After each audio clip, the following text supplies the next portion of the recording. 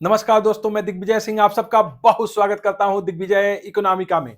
कैसे हैं आप लोग और कैसे चल रही है आपकी जीत की तैयारी। दोस्तों, आजकल कहा जाता है कि पीएचडी करना मुश्किल है और जब बात की जाती है इकोनॉमिक्स से पीएचडी करना तो और भी मुश्किल हो जाता है। आपको डिफरेंट यूनिवर्सिटीज का अलग अलग जगह पे जाके एंट्रेंस टेस्ट देना होता है और एंट्रेंस टेस्ट पास करना और एडमिशन लेना पीएचडी में आधा काम है। तो सबसे बड़ा जो पीएचडी में काम है आजकल जो बच्चे जेआरएफ है उनके लिए भी पीएचडी एंट्रेंस क्वालिफाई करके एडमिशन लेना। इसी रिस्पेक्ट में आप देखेंगे एक नया बदलाव आया है यूजीसी के द्वारा, जिसके विषय में हम बात करेंगे। यूजीसी नेट जून 2024 में एक पैटर्न में बड़ा बदलाव आपको देखने को मिलेगा और ये पैटर्न में जो बड़ा बदलाव है वो बेसिकली सिलेबस को लेकर नहीं है, ना आपको नया पेपर इंट्रोड्यूस किया गया है, बल्कि जो रिजल्ट है उस रिजल्ट के तरीके में बदलाव है। और रिजल्ट अब आपका 3 तरीके से आएगा। तो कहने का मतलब यह है कि जो पहले आप रिजल्ट अपना देखने जाते थे तो 2 कैटेगरीज में देखते थे कि क्या आप जेआरएफ हैं या फिर सिर्फ आप असिस्टेंट प्रोफेसर के लिए क्वालिफाई है। इस रिस्पेक्ट में देखिए, इस बार का जब एडवर्टीजमेंट आएगा तो आपको नया चीज देखने को मिलेगी। और क्या मिलेगी आप यहां पे देख सकते हैं। आप देख सकते हैं कि जो जगदीश कुमार हैं उनका जो है एक ट्वीट आप यहां पे देख सकते हैं कि from the academic session 2024-25 all universities can use NET score for admission of PhD programme in place of entrance test.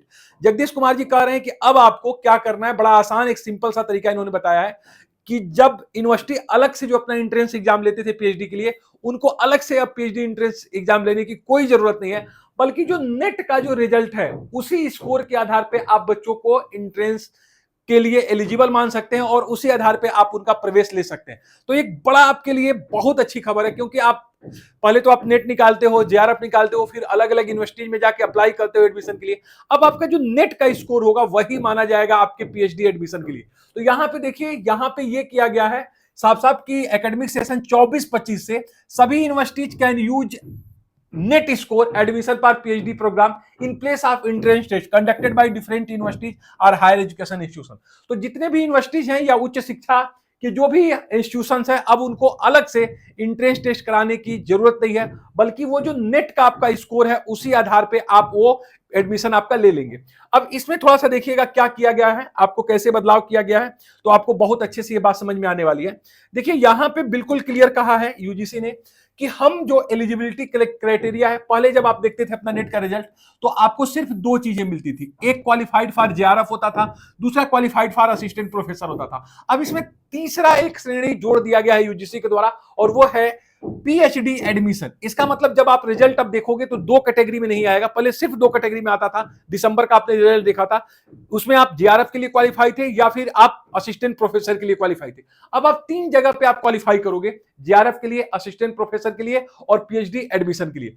अगर आप जेआरएफ कैटेगरी 1 में हैं और अगर आपका अवार्ड है for JRF and appointment of assistant professor, तो यहां पे क्या होगा, आप जेआरएफ भी एलिजिबल हो गए, आप असिस्टेंट प्रोफेसर के लिए एलिजिबल हो गए जिसको आप लोग सिंपल भाषा में नेट बोलते हो, और फिर आप एडमिशन के लिए भी एलिजिबल हो गए। इसका मतलब अगर आप जेआरएफ क्वालिफाई करते हो तो अब आपको कोई एग्जाम देने की जरूरत नहीं है, सीधे जो है आपको एडमिशन आप एलिजिबल हो जाते हो। जब आप कैटेगरी 2 में क्वालिफाई होते हो, अपॉइंटमेंट एज असिस्टेंट प्रोफेसर, तो यहां पे क्या होगा, आपको फेलोशिप नहीं मिलेगी, आप असिस्टेंट प्रोफेसर के लिए एलिजिबल हो जाओगे। जब भी कोई वैकेंसी जाएगी तो आप फॉर्म भर सकते हो और साथ ही साथ आप पीएचडी एडमिशन के लिए भी एलिजिबल हो जाओगे। इसका मतलब यह है कि अगर आपका नेट क्वालिफाई होता है तो नेट क्वालिफाई के साथ साथ असिस्टेंट प्रोफेसर और आप पीएचडी एडमिशन के लिए एलिजिबल हो जाओगे। तीसरी कैटेगरी की अगर हम बात करें कि एडमिशन टू पीएचडी वनली, यहां पे देखिए कैटेगरी 3 में सिंपल है एडमिशन टू पीएचडी वनली, सिर्फ पीएचडी के लिए आप सिर्फ एलिजिबल हो, तो आपको ना तो फेलोशिप मिलेगा, ना आप असिस्टेंट प्रोफेसर के लिए अप्लाई कर सकते हो, सिर्फ आप पीएचडी कर सकते हो किसी भी यूनिवर्सिटी से या फिर कॉलेज से। तो कहने का मतलब यह है कि थोड़ा सा अगर आप ध्यान से इस बात को समझे तो आपका जो बर्डन है वो काफी कम किया गया है यूजीसी के द्वारा। यूनिवर्सिटीज और कॉलेज का भी बर्डन कम किया गया है, क्योंकि वो हमेशा एलिजिबिलिटी टेस्ट डिटरमाइन करते हैं, एंट्रेंस टेस्ट लेते हैं, स्क्रूटनी करते हैं, वो तमाम चीजों को अब वो आसान हो जाएगा। वो नेट के स्कोर, क्योंकि नेट एक इतना अपने आप में बड़ा एग्जाम है और जो बच्चे आजकल नेट या जेआरएफ क्वालिफाई कर रहे हैं ना, वो बेसिकली रिस्पेक्ट के पात्र है जिस हिसाब से इकोनॉमिक्स में बेसिकली जो अब एग्जाम हो रहे हैं। क्योंकि जितना डेप्थ पूछा जा रहा है, आप अंदाजा लगा सकते हैं पिछले 2 साल में जो पैटर्न चेंज हुआ है, जो उसका डेप्थ, जो इन डेप्थ क्वेश्चन पूछे जा रहे हैं, कितना ज्यादा आपका एप्टीट्यूड पावर है, कितना एनालिटिकल पावर है, सब कुछ वो देख रहे हैं। तो इससे बेहतर टेस्ट शायद मुझे लगता है कि कोई यूनिवर्सिटी नहीं कराती थी। जो स्टैंडर्ड टेस्ट लिया जा रहा है यूजीसी के द्वारा।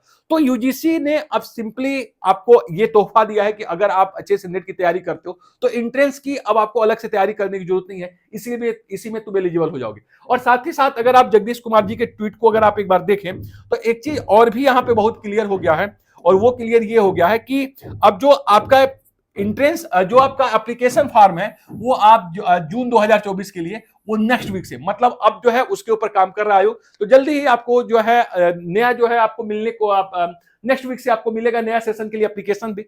तो बिल्कुल आप जागरूक हो जाइए और पूरी तरीके से अपने आप को फोकस करिए नेट जेआरएफ के ऊपर। बिल्कुल जो है पीएचडी एंट्रेंस का बिल्कुल चिंता मत करिए, क्योंकि वो अब उसी का पार्ट है। तो आप लोगों के लिए किसी तरह का बदलाव अभी तक आपके सिलेबस में नहीं किया गया, और मुझे नहीं लगता है कि इकोनॉमिक्स में सिलेबस कोई इस तरह का रेडिकल चेंज हो सकता है। वो आसान नहीं है, क्योंकि सब कुछ पहले से ही इनकॉर्पोरेट है, 10 यूनिट है, उसमें चेंज होने का कोई बहुत बड़ा मसला नहीं है कि वो किन्स की जगह पे कोई दूसरा आ जाएगा, नहीं आएगा। आईएसएलए मॉडल की जगह पे कोई दूसरा आ जाएगा, नहीं आएगा। इंडिफरेंस कर्व आप वही पढ़ने वाले हो, किन्स क्लासिकल वही पढ़ने वाले हो, हेक्सर वही पढ़ने वाले हो। तो इस चीज को लेकर आप ज्यादा बिल्कुल फोबिया मत बनाइए कि क्या चेंज हो जाएगा, सिलेबस बिल्कुल ऐसा कुछ नहीं होने वाला है। बेसिकली इस तरह की चीजें जो बदलाव होगी जैसा कि आपको देख रहे हो।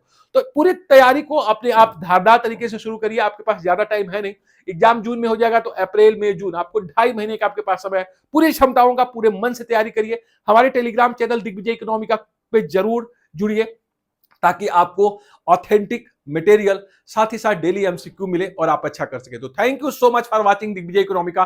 God bless you dear friend. आइए कुछ अच्छा करें, आइए कुछ बड़ा करें, कुछ करके दिखाओ, कुछ बन के दिखाओ।